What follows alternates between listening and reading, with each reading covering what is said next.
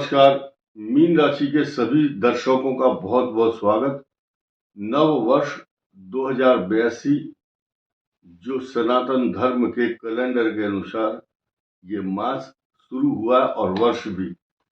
इस समय मीन राशि पूरे विश्व में चर्चा का विषय है और हो क्यों ना, क्योंकि विश्व का सबसे बड़ा ग्रह जब परिवर्तित होकर के किसी राशि में जाता है तो सब, जैसे कि बारात का दूल्हा जब लड़की वाले के यहाँ जाता है तो गीत बजता है, बहारो फूल बरसाओ मेरा महबूब आया है। ठीक इसी प्रकार बाबुल की दुआएं लेती जा, यानी कि कुंभ राशि से जब यहाँ इनका स्थानांतरण हुआ तो कुंभ राशि ने कहा मेरी दुआएं आपके साथ है, क्योंकि ये मीन राशि पर जा रहे हैं शनिदेव। ये सृष्टि के न्यायाधीश हैं, न्याय करने वाले हैं, और यहाँ आकर के इनको फूल बरसाने के लिए बहुत सारे 1 2 3 4 5 कई सारे ग्रह इनका वेलकम कर रहे हैं। और अभी फिलहाल 13 तारीख तक यहाँ सूर्य भी है जो पिता और पुत्र एक साथ रहेंगे। ये साइड इफेक्ट तो आपको देखने को मिलेगा ही मिलेगा, लेकिन साथ ही साथ ये पिशाच योग भी है। अब सृष्टि के 3 ग्रह बड़े इंपॉर्टेंट फैक्टर बताऊंगा आपको, ऐसा जो आप कभी सोच भी नहीं पाएंगे। आप जहां आपकी सोच जाएगी वो पहले से ही हमने रेडी तैयार किया हुआ है मसौदा, यानी कि जो सारांश है उसको आप समझिए। मीन राशि का यानी कि शनि और राहु, इन दोनों का यहाँ पर पिशाच योग बन रहा है। अब सूर्य भी है यहाँ पर। अब सूर्य का जो 13 तारीख तक इफेक्ट रहेगा, ये भी मीन पर रहेगा सूर्य। अब देखिए, छठे भाव का स्वामी सूर्य, 6th हाउस है ये, यानी कि मीन का स्वामी स्वयं यहां से तीसरे है, लेकिन सूर्य छठे भाव का स्वामी अपने से इस मूल त्रिकोण राशि से अष्टम चला गया।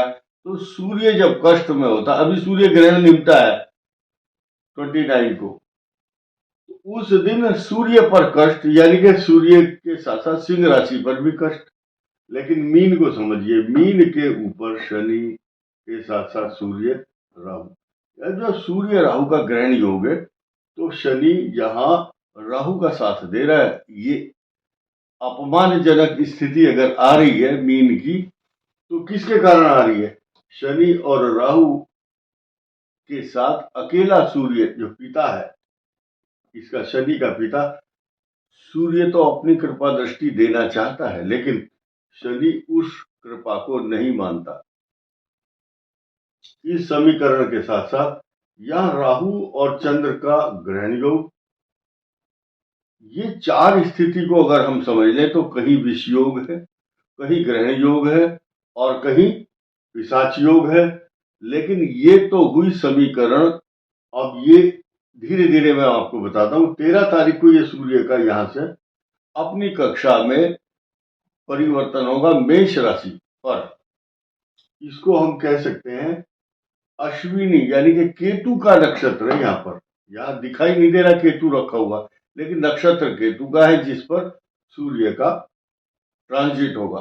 केतु शुक्र और सूर्य, केतु शुक्र सूर्य का यहाँ पर ये राशि का समावेश है। दिखाई नहीं दे रहा आपको क्योंकि ये नक्षत्र लिखे हुए नहीं है। ये जो 1 नंबर लिखा हुआ, ये एक प्रकार का ठोस राशि है, लेकिन इसके भीतर 3 श्लेष छिपे हुए हैं, अश्विनी भरणी कृतिका। तो सूर्य यहाँ पर आ जाएंगे, ये आपकी धन कुटुंब वाणी को मजबूत करेंगे, आर्थिक स्थिति को अच्छा करेंगे। सूर्य का परिवर्तन यहाँ 13 अप्रैल को होगा, लेकिन फिलहाल तो इस राहु और शनि के पिशाच योग के साथ साथ कालसर्प योग को भी समझना होगा। ये मीन राशि के लिए अच्छी स्थिति नहीं है।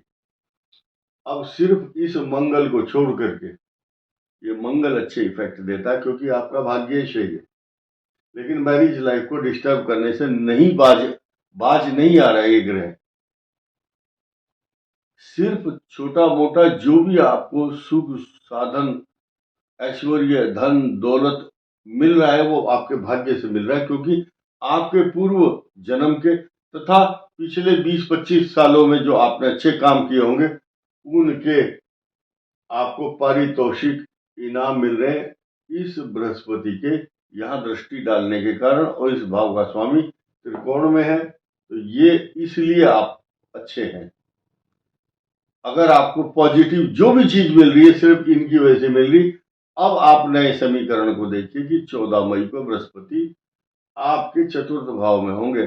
जिनकी कुंडली में चतुर्थ भाव में बृहस्पति होता है वो राजपत्रित अधिकारी गजेटेड ऑफिसर होते हैं, आईएएस अफसर, जज, वकील, टेक्नोक्रेट, ब्यूरोक्रेट, बड़े बड़े पदों पर जाते हैं। और अगर कोई इस ग्रह के कारण किसान है तो वो बहुत दूर दूर तक अपना नाम प्रसिद्ध होता हुआ देखते हैं अपनी लाइफ में। और कॉन्ट्रैक्टर जो होता है ठेकेदार, उनके जीवन में उतार चढ़ाव, संघर्ष तथा धोखेबाजी भी मिलती है, क्योंकि दसम भाव में अगर उनकी कुंडली के अनुसार पाप ग्रह का उस पर इफेक्ट है तो वो सफल ठेकेदार तो होंगे लेकिन धोखा छल कपट के कारण उनके सामने समस्या जरूर आएगी। अब चंद्र और शुक्र के साथ साथ ये उच्च राशि में मालव्य योग बना रहे हैं आपके लिए। मालव्य योग में व्यक्ति अनुकरणीय, प्रशंसनीय, आदरणीय, माननीय, प्रशंसनीय, हर प्रकार से सम्मानित होता है। अब यहां देखेंगे आप कि कुछ लोगों के जो नेगेटिव माइंड के लोग हैं वो क्या सोचते हैं, बोले अभी तो अच्छा बता दिया अभी खराब बता दिया। हर ग्रह का इफेक्ट है। नमक नमक का स्वाद देता है और चीनी चीनी का स्वाद देती है। हर मिर्च और मसाले का अलग अलग इफेक्ट है। इसी प्रकार हर ग्रह का अलग अलग इफेक्ट है।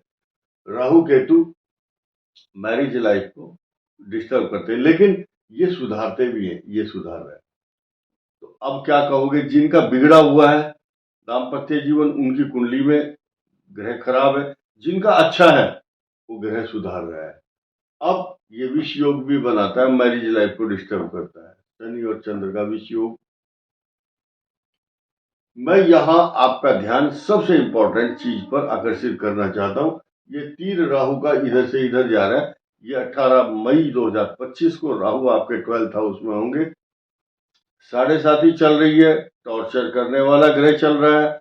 आपकी यात्रा के योग बना रहे हैं राहु। ये बैठने नहीं देगा शांति से, आपको नए नए स्थानों पर ले जाने का प्रयास करेगा। अब ये काल सर्प दोष जो है ये मैरिज लाइफ को डिस्टर्ब कर रहा है 18 मई तक। इसलिए बहुत सोच समझ के चले। मीन राशि के जो भी जातक हैं, हस्बैंड या वाइफ, ये वीडियो महिलाओं के लिए भी उतना ही एप्लीकेबल है जितना पुरुषों के लिए। अब ध्यान देना है कि ये वीडियो पूर्वा भाद्रपद, उत्तरा भाद्रपद और रेवती नक्षत्र वालों के लिए तथा मीन लगन जिनका है उनके लिए भी एप्लीकेबल है, क्योंकि वो खुद इस समय महसूस कर रहे हैं कि हमारे ऊपर शनि की 7.5 जिसे मीन राशि पर है, ठीक लगन पर भी उसी प्रकार के बिहेवियर पैटर्न शनि के और राहु के रहते हैं। उसी तरह की मैरिज लाइफ को डिस्टरबेंस देने वाला ग्रह होता है। उसी तरह से थर्ड पर्सन की एंट्री आपकी मैरिज लाइफ में होती है। और ये जो मिसअंडरस्टैंडिंग होती है कई बार, वो कई बार अच्छे ग्रहों के कारण ठीक भी हो जाती है, लेकिन आपको सोच समझ के फिर भी चलना। बुद्धिमत्ता, एंटीसिपेशन, किसी भी बात को एक्शन लेने से पहले इस जो श्लोक बता रहा हूं इसको सुनिए आप। एक श्लोक बता रहा हूं आपको, सारी समस्याओं का निदान करेगा ये श्लोक। लेकिन उससे पहले बताना चाहूंगा भगवान शिव की उपासना। जब राहु शनि यहाँ आते हैं, शनिवार के दिन सरसों के तेल का दीपक पीपल के पेड़ के नीचे जलाएं, जल दें और ओम प्राम प्रीम प्रॉम शनय नमः या ओम शनिश्चराय नमः या छोटा सा मंत्र पहले से जो जपते हुए आ रहे हैं वही करो। और भगवान शिव पर जलाभिषेक। शिव का अभिषेक दूध, दही, घी, शहद, बेलपत्र से जो करता है, जो हनुमान जी की उपासना करता है, जो गणेश जी की पूजा करता है, कोई एक जिसकी श्रद्धा आपकी पहले से चल रही है, वही आप कंटिन्यू कीजिए। अब मैं श्लोक बताता हूं। श्लोक क्या कहता है, यही सब समस्याओं का निदान करेगा। सहसा विदधीत न च क्रियाम अविवेक परमापदाम पदम वृणुते ही विमृश्य कारिणाम गुण लब्ध्वा स्वमेव संपदा। अचानक कोई भी बिना सोचे समझे कार्य मत करो। ये बिना सोचे समझे ये भ्रमित कर रहे हैं ग्रह, इसलिए श्लोक बताया। सहसा विदित न च क्रियाम अविवेक, अविवेक पूर्ण यानी कि सोच समझ के कीजिए, विवेक के साथ। अन्यथा आप परम आपदाओं पर आपदा आएंगी। लेकिन अगर आप सोच समझ करके विचार विमर्श करके वृणुते ही विमृश्य कारिणाम गुण लब्ध्वा स्वमेव संपदा, सारे गुणों का आपके अंदर समावेश हो जाएगा, सारे गुण आपके अंदर जाएंगे सोच समझ करके कार्य करने से। गुण लब्ध्वा स्वमेव संपदा, और जिंदगी की सारी संपदा, पैसा, सोना चांदी, जमीन जायदाद, गाड़ी घोड़ा, सब सारे सुख, सांसारिक सुख, सरकारी संसाधन सब आपकी झोली में आ जाएंगे। यानी कि वो जो जितने सुख हैं वो आपको वर्ण कर लेते हैं, आपको एक्सेप्ट करते हैं। इस वीडियो में इतना ही। धन्यवाद।